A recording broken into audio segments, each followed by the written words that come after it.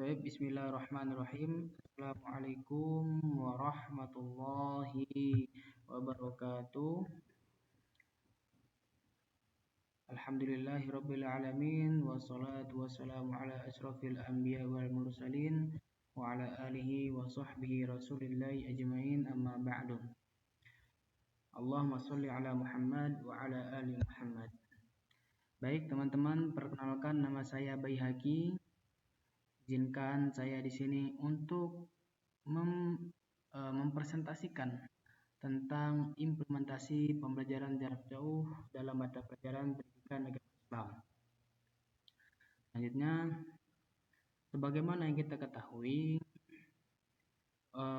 pada COVID-19, yaitu pada tahun 2019, itu menuntut pemerintah Indonesia untuk memberlakukan kebijakan pembatasan sosial berskala luas. Sebenarnya PJJ ini sudah ada dari jauh sebelum ada COVID-19 ini. Hanya saja pada saat COVID-19 ini muncul, disitulah pembelajaran jarak jauh ini semarak digunakan, diaplikasikan, diamalkan. Nah, pada saat COVID-19 itu, masyarakat diminta untuk bekerja dari rumah, beribadah di rumah, dan juga belajar di rumah.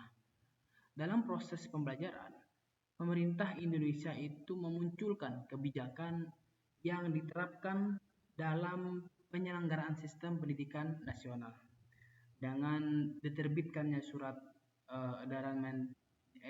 edaran Menteri Pendidikan dan Kebudayaan nomor 3 tahun 2020, yang mana salah satu isinya yaitu tentang proses pembelajaran dilaksanakan dari rumah atau PJJ. Dari poin tersebut,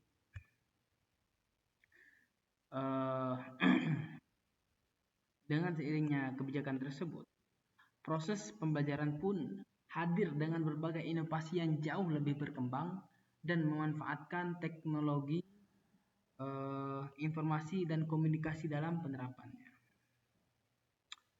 Kebijakan ini menjadi langkah adaptasi untuk menjaga kesehatan dan juga keselamatan peserta didik, baik juga tenaga pendidik itu sendiri juga serta masyarakat pada umumnya. Di tengah kebijakan tersebut, mata pelajaran PAI atau Pendidikan Agama Islam, yang mana merupakan mata pelajaran pokok yang wajib dipelajari oleh peserta didik Muslim pada jenjang tertentu yang selama ini dilaksanakan dengan tatap muka atau di kelas, maka PAI ini juga turut mengalami transformasi, yaitu pembelajarannya dilaksanakan secara daring, yang mana mata pelajaran PAI ini tidak hanya mengajarkan aspek teori, tetapi juga praktik keagamaan seperti sholat berjamaah, tadarus Al-Quran, dan kegiatan ibadah lainnya itu menghadapi tantangan besar dalam penerapannya ketika belajar daring. Nah, tantangan tersebut semakin kompleks mengingat keberagaman infrastruktur teknologi berbagai daerah, di mana tidak semua siswa dan guru itu memiliki akses yang memadai terhadap perangkat digital atau koneksi internet yang stabil. Nah, namun di sisi lain juga PAI ini yang mana mata pelajaran itu berbasis nilai spiritual dan sosial itu memerlukan pendekatan yang berbeda dibandingkan dengan mata pelajaran lain yang lebih bersifat kognitif.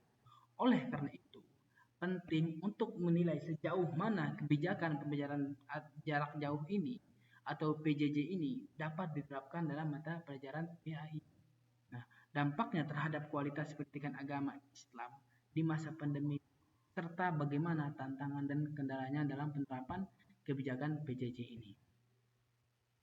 Nah, oleh karena itu, tujuan penelitian ini adalah yang pertama, implementasi pembelajaran jarak jauh, yang mana nanti akan menganalisis bagaimana PJJ ini diterapkan dalam mata pembelajaran dalam mata pelajaran pendidikan agama Islam. Kemudian yang kedua itu tantangan yang dihadapi, yaitu mengidentifikasi kendala yang dihadapi dalam penerapan PJJ. Kemudian yang ketiga itu dampak pembelajaran jarak jauh, yaitu evaluasi dampak positif dan negatif PJJ pada kualitas pendidikan agama Islam.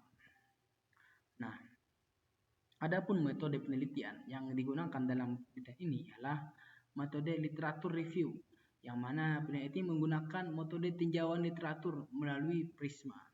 Kemudian sumber datanya diperoleh dari jurnal penelitian sebelumnya tentang PJJ di pendidikan agama Islam. Kemudian tahapan penelitian. Pada tahapan penelitian ini dilakukan melalui perumusan masalah, pencarian literatur, evaluasi data, dan juga analisis. Kemudian selanjutnya ialah hasil penelitian. Nah, dari hasil penelitian kami dengan menggunakan dari pencarian literatur dengan menggunakan kata kunci pembelajaran jarak jauh, itu kami menemukan 87.300 literatur. Nah, kemudian kami saring literatur tersebut dengan pembatasan pencarian menghasilkan 51 literatur tentang PJJ di pendidikan agama Islam. Kemudian kami seleksi lagi literatur tersebut. Setelah diterapkannya IC dan SE, maka kami menemukan 8 literatur yang relevan dengan penelitian ini. Nah, kemudian yaitu akan masuk ke pembahasan, itu pengertian kebijakan pendidikan. Nah, secara istilah, kebijakan ini bisa diartikan sebagai politik, aturan, program, keputusan, undang-undang, peraturan, konvensi, ketentuan, kesepahaman, pedoman, dan lain sebagainya. Kebijakan adalah aturan yang dibuat secara tertulis yang merupakan hasil keputusan resmi suatu lembaga atau kelompok. Yang contohnya seperti undang-undang, peraturan pemerintah, keputusan presiden, dan lain sebagainya. Yang mana sasaran kebijakan ini harus melaksanakan sasaran kebijakan itu harus tersebut yang sifatnya itu mengikat, jadi harus dilaksanakan. Nah, salah satu peneliti yaitu Carter Vigut itu memberikan pengertian kebijakan pendidikan, yaitu sebagai suatu pertimbangan yang didasarkan atas sistem nilai dan beberapa penilaian atas faktor-faktor yang bersifat situasional. Pertimbangan tersebut dijadikan sebagai dasar untuk mengoperasikan pendidikan yang bersifat lembaga. Kemudian PJJ ini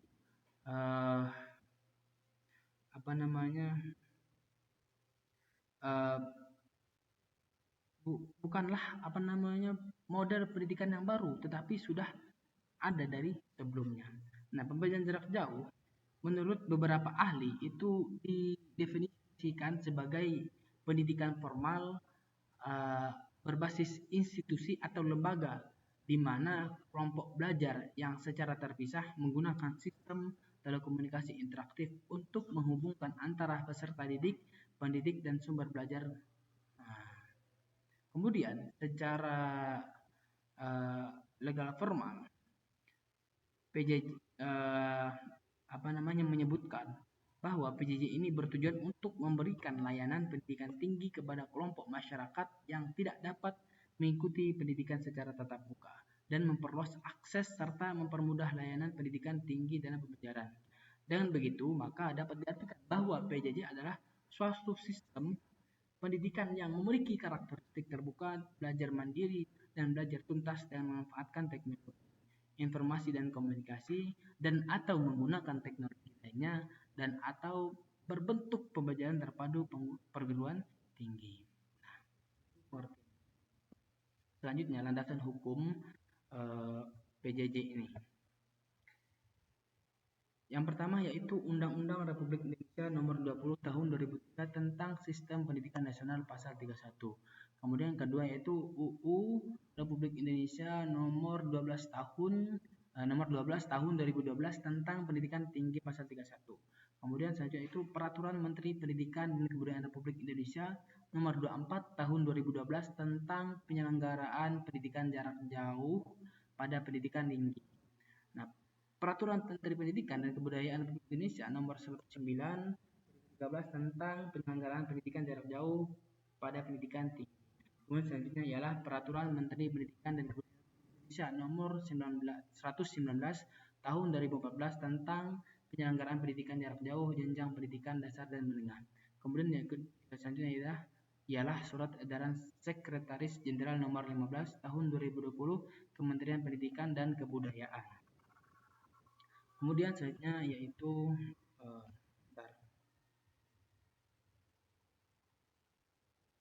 selanjutnya ialah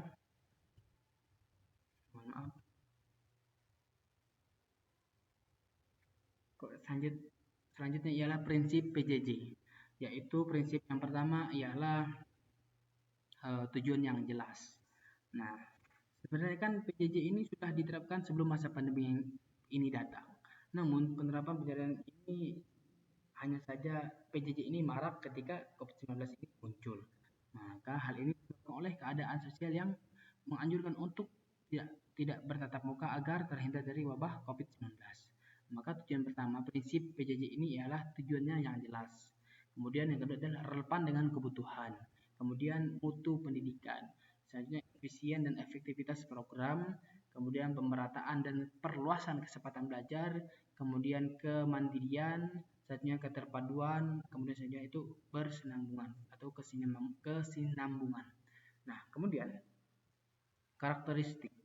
Nah, dalam PJJ memiliki ciri-ciri karakteristik sebagai penerapan PJJ ini. Yang pertama yaitu program disusun sesuai dengan tingkat, jenis, dan sifat pendidikan. Kemudian kedua yaitu dalam proses pembelajaran tidak terjadi pertemuan tatap muka antara pengajar dan pembelajar, sehingga interaksi ini langsung antara keduanya tidak ada. Nah, kemudian selanjutnya ialah selama pembelajaran, pembelajar dan mengajar terpisah tanpa adanya pertemuan langsung yang menuntut pembelajar ini untuk belajar secara mandiri. Kemudian yang kedua selanjutnya ialah lembaga pendidikan memiliki peran dalam mengatur pembelajaran untuk belajar mandiri.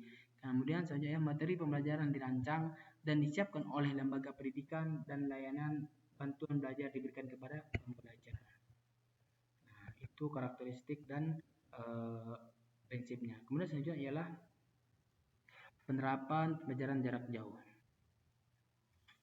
Nah, pembelajaran jarak jauh yang dilakukan secara daring menjadi solusi alternatif dalam dunia pendidikan ketika pertemuan fisik tidak dapat dilaksanakan, seperti saat pandemi atau keadaan darurat lainnya. Nah, metode ini itu mengandalkan teknologi digital dan koneksi internet sebagai media utama untuk menyampaikan materi, memfasilitasi komunikasi, serta interaksi antara guru dan siswa. Ya, berbagai macam platform atau media, ya seperti aplikasi video, ruang kelas virtual, dan juga perangkat lunak pendukung lainnya. Nah, fasilitas dan infrastruktur ini berperan penting dalam memotivasi belajar, sehingga itu diperlukan sarana yang tepat untuk menciptakan suasana belajar yang dinamis. Proses pembelajaran jarak jauh ini memiliki berbagai tujuan. Salah satunya tujuan untuk diadakannya proses pembelajaran jauh yaitu agar tetap dapat memberikan pelajaran yang bermutu kepada peserta didik walaupun dengan proses pembelajaran jauh dapat dikatakan hampir sama tetapi sepenuhnya sama dengan proses pembelajaran secara tatap muka. Dikarenakan ada beberapa hal yang tidak bisa dijangkau dengan menggunakan proses pembelajaran daring. Nah, dalam kegiatan pembelajaran daring, persiapan merupakan salah satu langkah awal yang harus dilakukan oleh guru sebagaimana yang diterapkan salah satunya kita ambil contoh di SMP Negeri 1 Karanganyar pada di Karanganyar. Nah, itu menggunakan pembelajaran jarak jauh. Nah, guru-guru di sana itu menggunakan beberapa aplikasi atau media sebagai ruang kelas pembelajaran PAI. Nah, ini terlebih khusus di aplikasi atau media yang digunakan dalam pembelajaran yang digunakan oleh para guru di SMP Negeri 1 Karanganyar itu ialah salah satunya WhatsApp. Nah, guru ini bisa membuat grup WhatsApp untuk menyelenggarakan kelas daring. Ya, salah satu contohnya ya ialah dengan memberikan informasi ke dalam grup, baik itu berupa perintah, tugas, dan lain sebagainya. Nah, jadi bisa memberi arahan di grup WhatsApp itu. Jadi guru-guru ini membuat grup dengan peserta didik, kemudian memberikan perintah-perintah di dalamnya. Bisa juga dengan ngirim video, terus kirim rekaman suara dan lain sebagainya. Kemudian aplikasi selanjutnya ialah Google Classroom. Nah, Google Classroom ini dapat membantu para guru untuk membuat dan mengatur tugas kelas dengan cepat dan mudah. Dapat memberikan umpan balik kepada siswa langsung secara efisien. Kemudian aplikasi Zoom. Nah, Zoom ini sering digunakan oleh para guru untuk melaksanakan PJJ ini.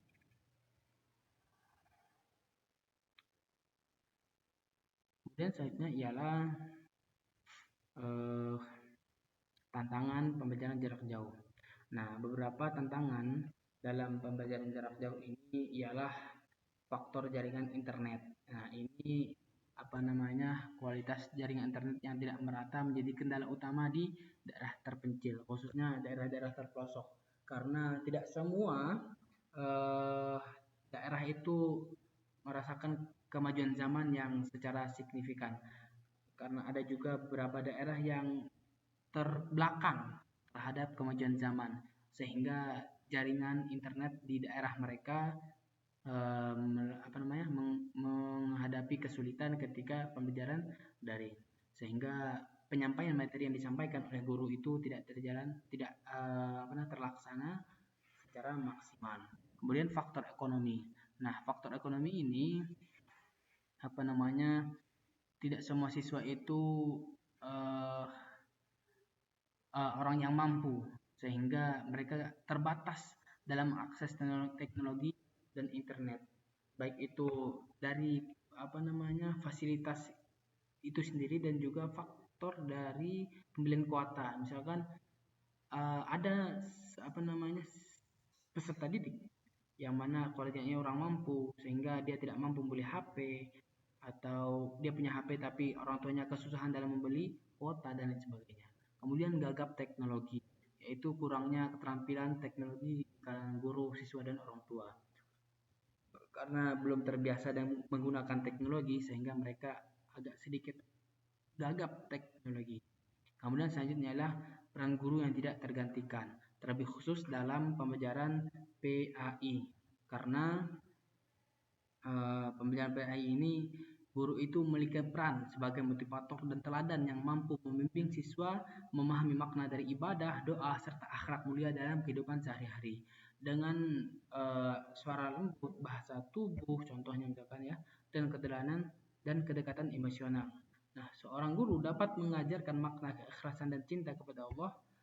Nah, akan tetapi para murid ini akan berbeda rasanya ketika diajarkan langsung ketika di kelas. Nah, kemudian kurangnya peran aktif orang tua dalam mendampingi anak selama pembelajaran daring, sehingga anak ini tidak serius dalam mendengarkan penjelasan guru. Kemudian selanjutnya ialah dampak PJJ, yaitu yang pertama meningkatkan kreativitas. Nah, siswa ini didorong untuk lebih kreatif dan inovatif dalam menggunakan teknologi, karena dengan adanya teknologi ini kita akan lebih kreatif dan inovatif dalam melaksanakan pembelajaran. Kemudian kedua ialah meningkatkan kemandirian.